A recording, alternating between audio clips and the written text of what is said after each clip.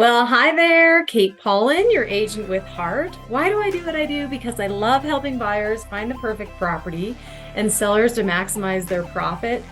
And this is the moment you've all been waiting for, the July numbers. What's going on in the market? Getting right into it. What's going on mid-year here in 2023? We've got good news again. Yes, number one, housing is normalizing. After those two unprecedented unicorn years, check out last month's report where I talked about the happy and gay rainbow unicorn COVID sales years. Yes, but we are normalizing, and that's awesome. We're seeing that normalization showing up in prices. We're seeing it show up in a return of seasonality. We're seeing the same trends pick up in spring and build up towards summer and a slowdown during fall and winter months of the year. So that's totally normal. In tandem with that, and importantly, we're seeing prices rebounding. Yay.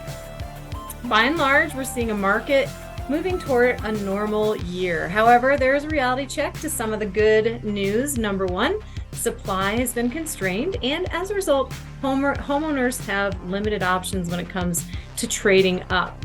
So trading down, moving to the next home because of the tight supply, as well as higher mortgage rates. So not surprisingly, the number of new listings coming to market from a lot of these homeowners who might be ready to move otherwise are still declining as we pass the mid-year. And as a result, because of that, we're seeing prices beginning to rise again, which really puts affordability as a primary challenge for many people wanting to participate in this year's market. And I'll be going over local prices, so stick with me and we'll get to that on local prices.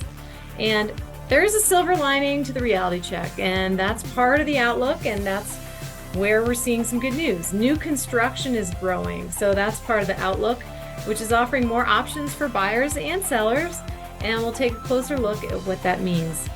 And we can expect a moderately active summer season.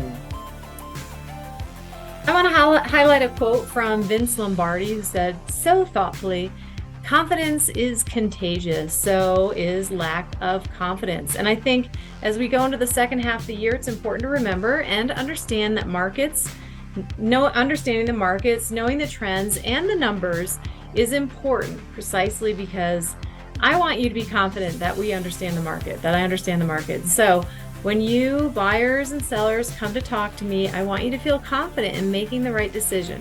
Remember that we're coming around to a new normal.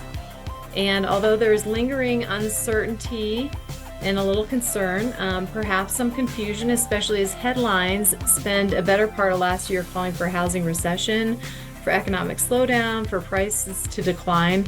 Well, with all those in mind, it's important to remember for you, my buyers and sellers, I want to offer you the confidence you need to make decisions, both from learning more about the market, but equally importantly, from talking with a trusted advisor like me. So please call me anytime. And if you don't already subscribe to this YouTube channel, please go ahead and subscribe and I'll keep you in the loop.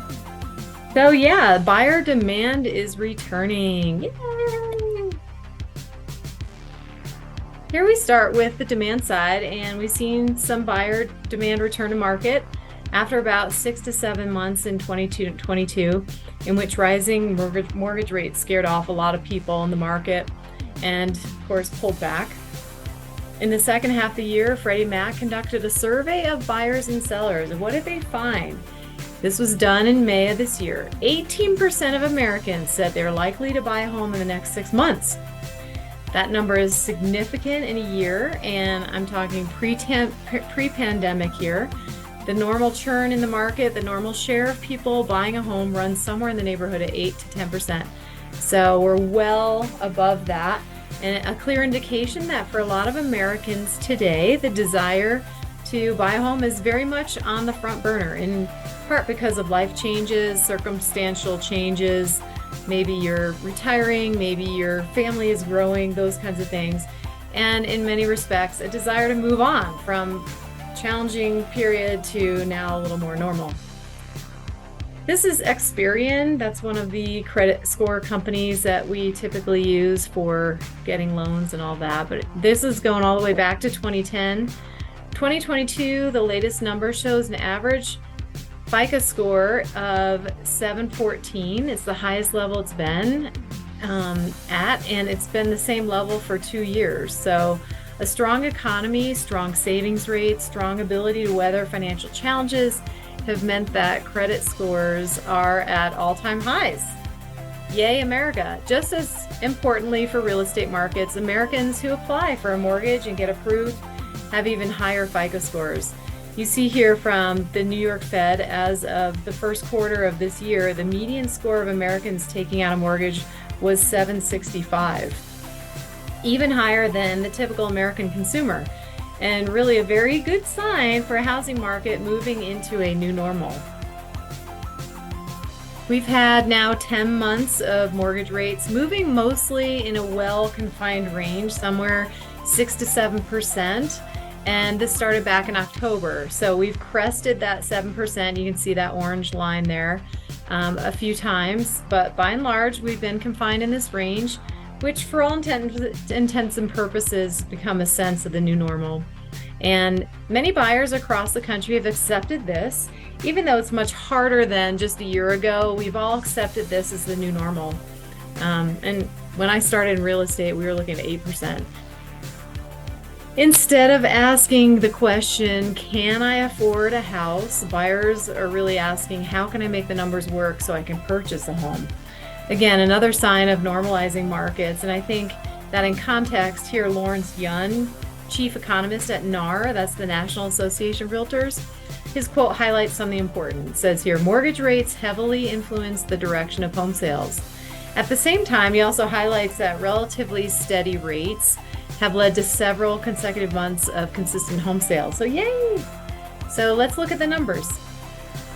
What you see here are existing home sales from 2014 to today, and you see in the green bars the months of this year.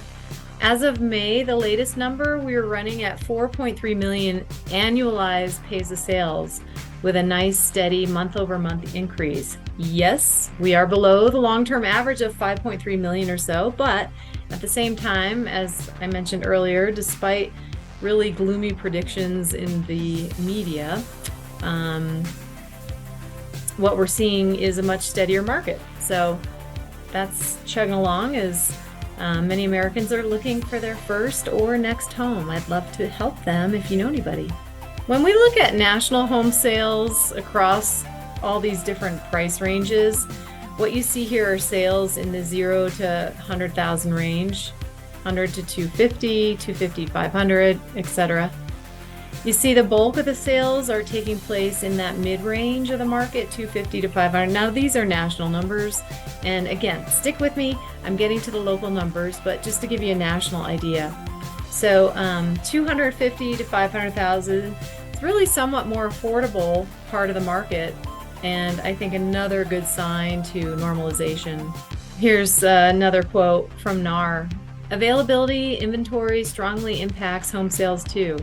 Existing home sales activities down sizably due to the current supply being roughly half the level of 2019. True. When we take a look at the numbers, we can pretty easily see at a glance what Lawrence means here.